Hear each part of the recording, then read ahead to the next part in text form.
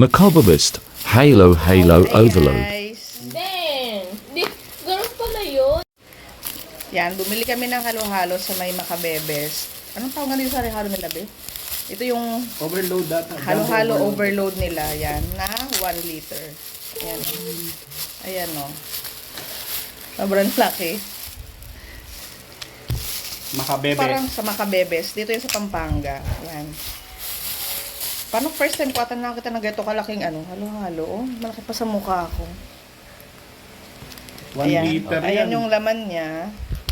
Tapos open natin. Ayan. Tapos ito yung milk na kasama niya. Ayan. Ayan siya, oh.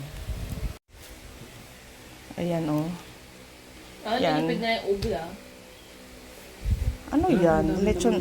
Daw. Hindi, ano yan?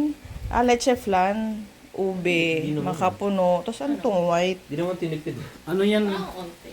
Milk Ano yung... yata. Ayan. First namin try itong first time namin try yung Macabebes halo-halo. Ayan. Lagyan natin yung milk. Ay.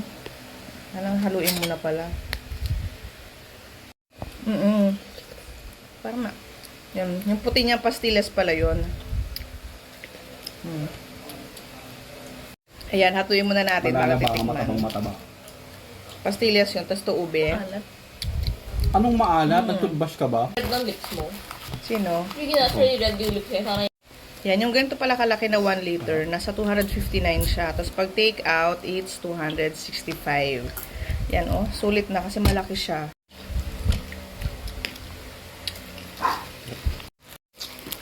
Yan, meron siyang saging, meron din siyang gelatin.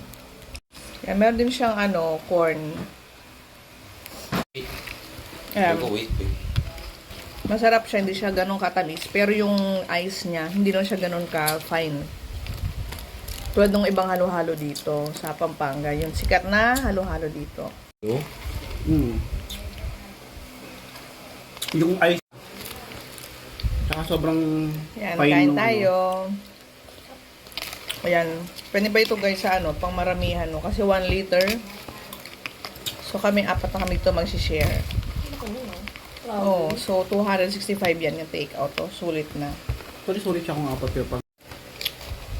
Pastillas yun yung maalat. Pastillas. Kaya siguro yung gusto ko rin, yung caramel, yun yung binibili sa Shopee Salted mo. caramel. Oo.